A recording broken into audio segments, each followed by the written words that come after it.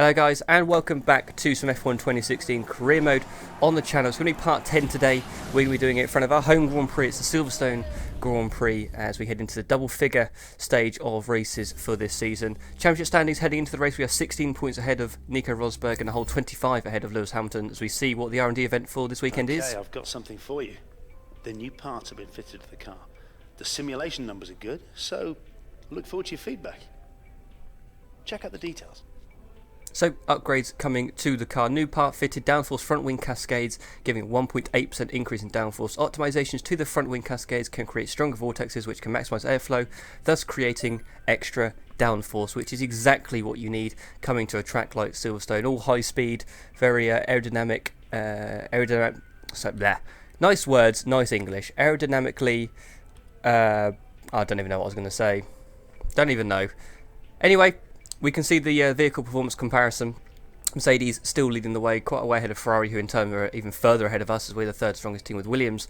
Just about holding on to our coattails, but we're certainly going to be looking ahead rather than behind at this stage of the season, coming into just about the halfway point, or just before the halfway point. Not showing you guys any of the practice running, as not really too much point to that. You can see what was done there, so we perfected the track acclimatization, qualifying pace and race pace as well, so no issues on track for us in a practice session, as we look to build the resources to try and put some more upgrades on the car if we can in the near future.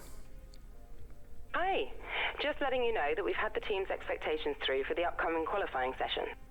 So we're going to be moving on to qualifying now with the first bit of action. You're going to see on screen, qualify 5th, beat Lewis Hamilton, our rival, and beat Sergio Perez. We head out on track for qualifying for the Silverstone Grand Prix. Welcome to this afternoon's qualifying session here at Silverstone for the British Grand Prix.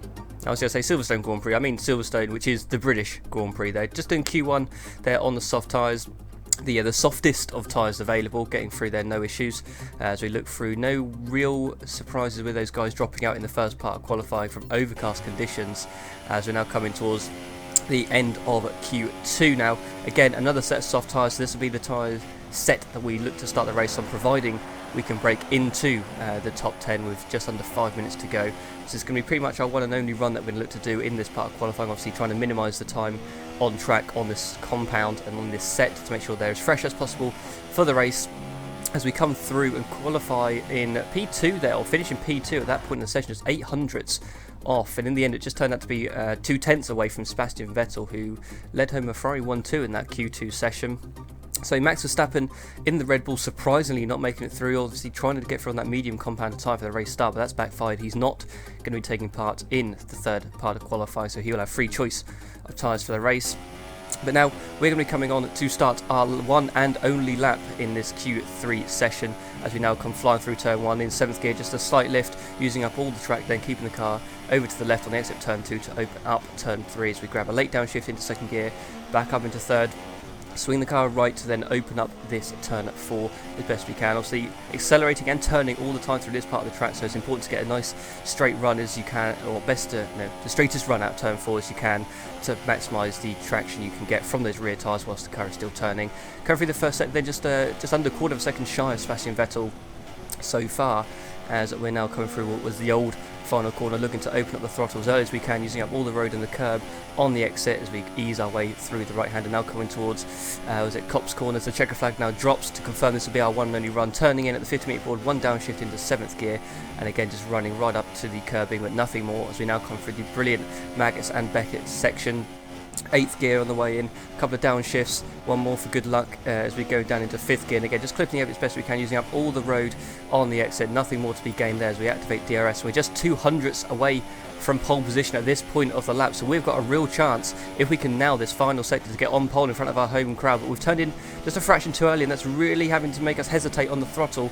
We just got outside the track boundaries there, but that was a really poor run. We didn't get on the throttle anywhere near as much power or as early as possible. It's coming through the final few corners now, the back end stepping out as the rear tyres are really being worked and overheated at this point as we cross the line, and it's going to be a front row start, so we can't be too disappointed with that second place. But pole position really was up for taking there, and we didn't manage to optimise our run. As we wind down from the excitement of qualifying, here's a look at your top 3. Vettel, a Force India, and Nico Rosberg. With qualifying complete, all that remains is the main event. We'll be live and uninterrupted for the Grand Prix tomorrow, so make sure you join us then.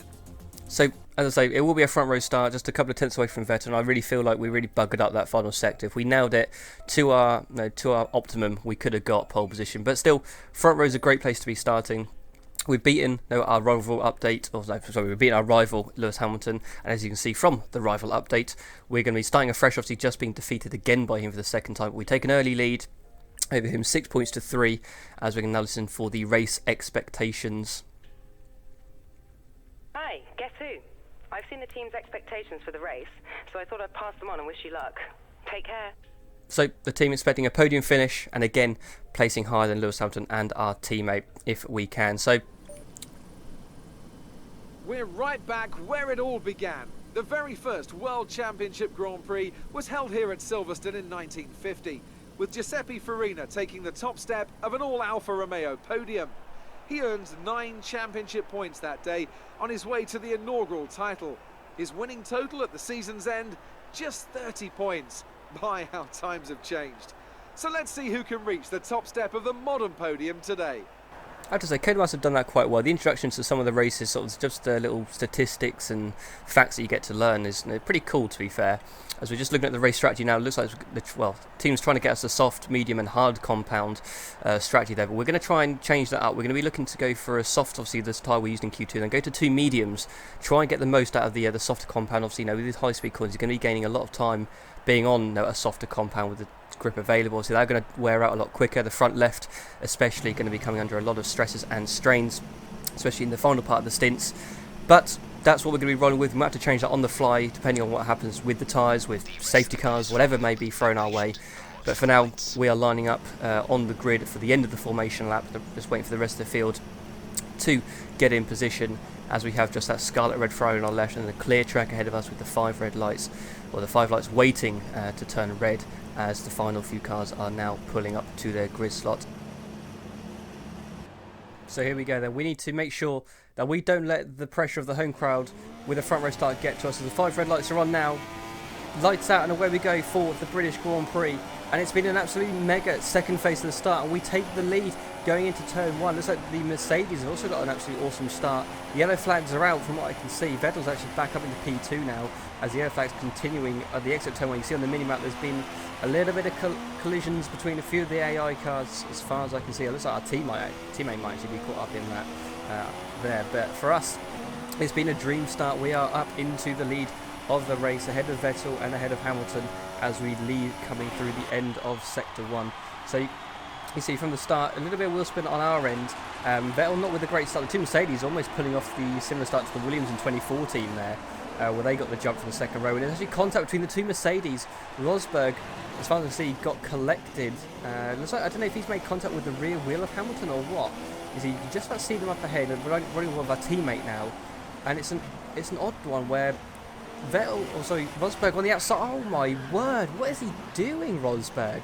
How unfortunate for our teammate Perez. He's just been collected in somebody else's accident. Rosberg had a bit of a half spin, came back onto the racing line and collected our teammate, who was just had no time to react to that, as we're now starting lap 2. Vettel looking very racy on the way down to turn 1. Actually thought about a move there, surprisingly enough. Not really an overtaking spot unless you are already ahead of the guy going into our teammate in the pits. That's how long it's taken him to get back to the pit lane, so his race is absolutely ruined.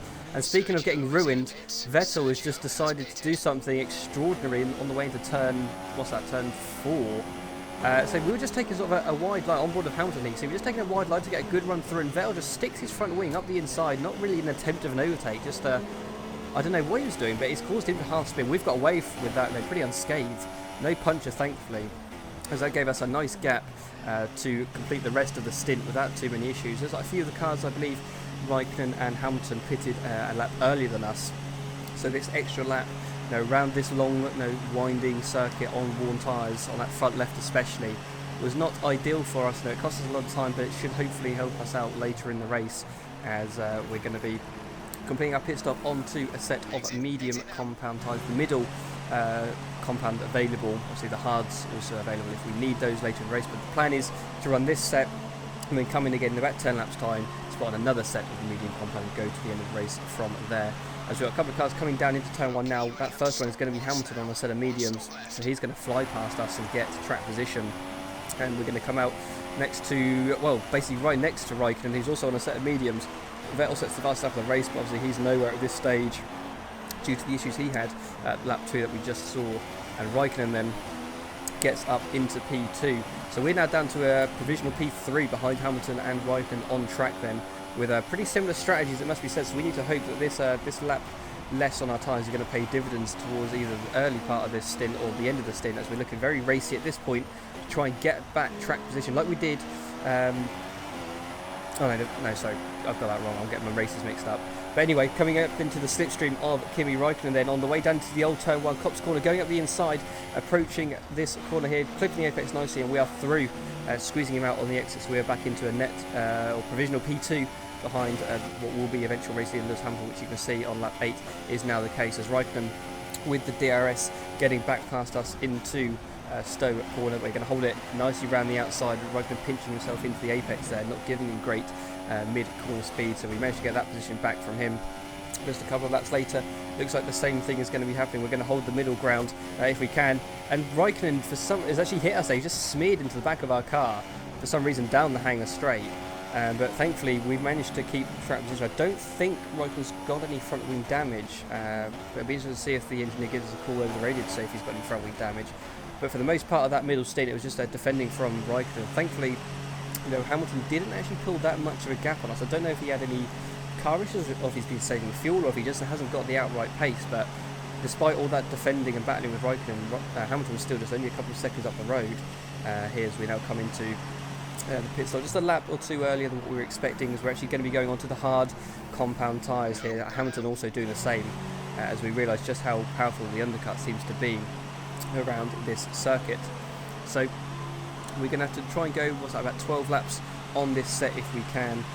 So it's going to be hard to make these to make them last, but it's the only strategy we've really got, because those medium tyres have burnt out far too quickly compared to what we were expecting. We've got a lot of traffic coming out, which isn't good for us. One of those being our other home driver there, Jenson Button. We're going to go straight up the inside of him into turn 3, make easy meet and easy work of him. Verstappen directly up the road.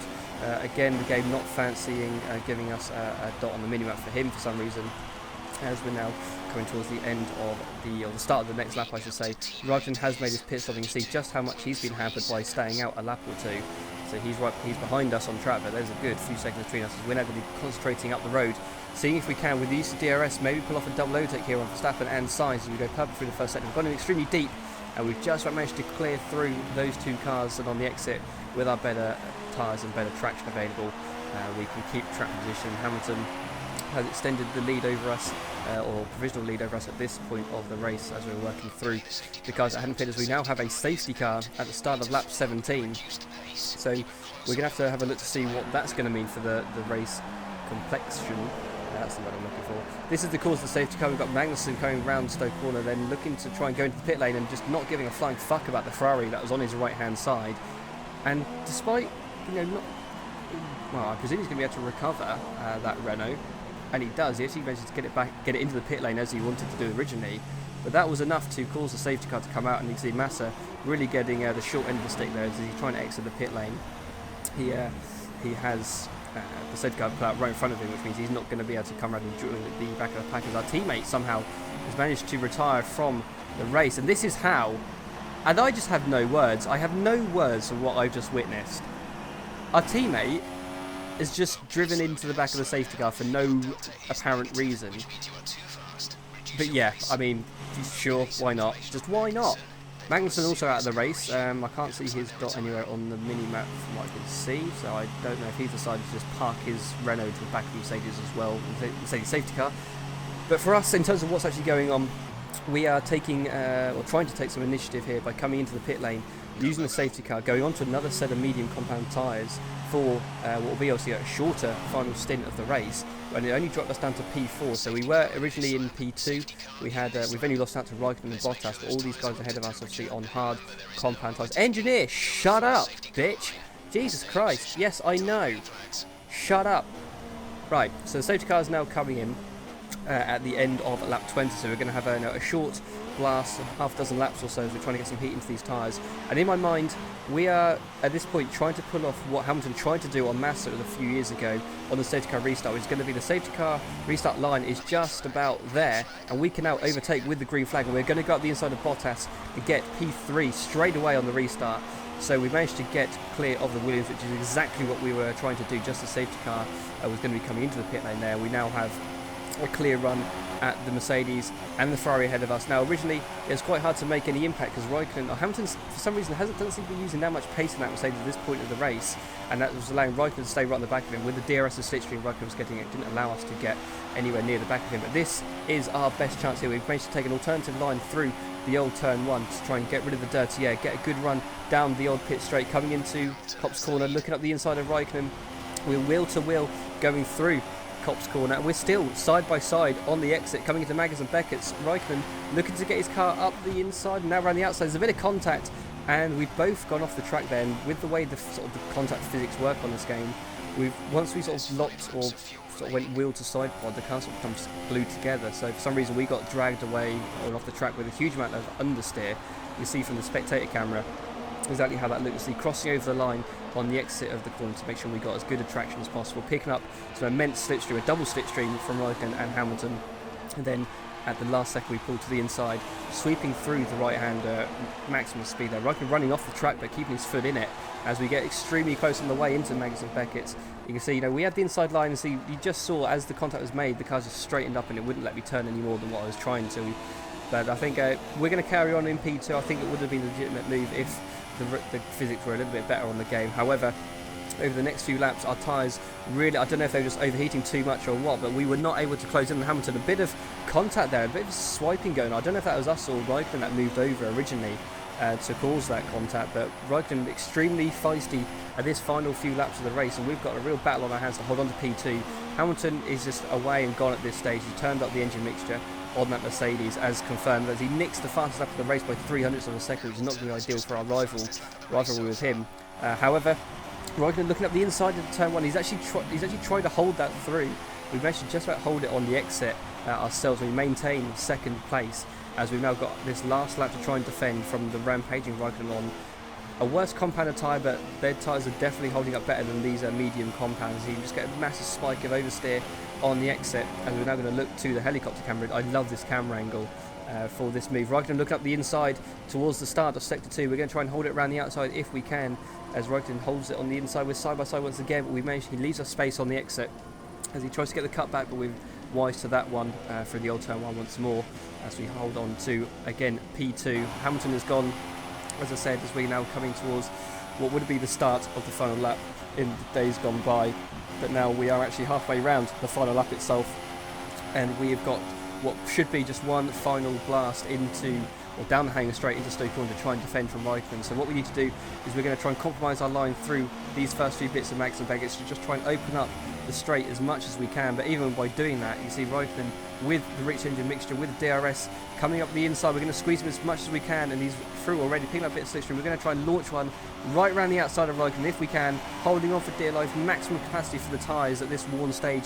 We've managed to get that place back, and we're just a handful of corners to go. We need to just make sure we avoid any lockups, make sure we pick up the traction nicely, don't allow Raikkonen a run through us. Hamilton sets the fastest lap on the final lap of the race, just shows how much he was conserving his pace. But we have come home in P2. It's a great podium for us in front of our home crowd, a British 1-2. We managed to pull off some pretty good defensive driving and then some pretty offensive driving as well to hold on to that ahead of Raikkonen. So second place on this podium will do us nicely this time out in front of our home crowd at the Silverstone, a British Grand Prix. What do you think made the difference here? It was a question of right place, right time today. We were looking at an entirely different race before the safety car came out, but they were able to take full advantage after the field had been bunched up. And here are our podium drivers today after that excellent race. They've excelled here, as they so often do, and it's a well-deserved victory. Mercedes, then, are on top today.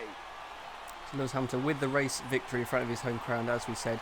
So that strategy, I think, in hindsight, was the best move we could have done, but it just didn't quite play out. Those early laps where we couldn't make any straight after the safety car, we couldn't make the most of those medium compound tyres over Hamilton and Raikkonen, where they were just too quick, and we couldn't get past Raikkonen until a few laps after. If we would have cleared him early and had a shot at Hamilton, who wasn't particularly fast at that early part of the safety car restart, we might have had a better chance. But we'll take home P2, so we're the only one, or one of the only guys, to pick up a 3-stop strategy. So not a good day in the office for Rosberg in terms of the title contention. Hamilton gains a few points on us here, as you can see. This result affects the Drivers' Championship. Our current points leader extends their lead at the top of the championship after a very good result here today. Moving on to the driver of the day then.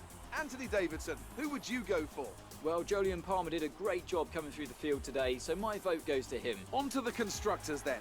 Mercedes have extended their lead at the top of the standings. Another team that excelled today was Williams, who make further progress up the table. It was great having you with us for this weekend. I hope you enjoyed it as much as we did. Until next time though, goodbye. So that was all she wrote for the British Grand Prix in this F1 2016 career mode. Getting resource points into the bank, which is good to see. 611 at that point, just a few more to add for the end of the first driver bonus. So we're up to 702 points then, as we head into the next Grand Prix, which is going to be Hungary, if I'm not mistaken. But for the rivalry update, you can see 11-9 is the score in our favour, so we're on top of that at the moment, trying to get one over on Hamilton, who's beaten us twice already so far this season. However, we're going to have a look at the end of the race weekend here, see if there's any upgrades that might be available to us, which I do believe there will be. I think we are going to be, if I'm not mistaken, if I can remember correctly, because I recorded this a few days ago, I think we're going to do the drag streamlined suspension arms, I believe is going to be coming onto the car. Go on, click it. Yeah, go on, do it. Do it. There we go. So we're going to be redesigning some suspension arms there. Hopefully that'll be in place for the next episode. But that's the championship standings as we head towards Hungary and the Magyar Nagydíj from the Hungarian Grand Prix from Budapest. So I hope to see you guys there. I hope you've enjoyed this episode of Career Mode. But until next time, it is goodbye for now.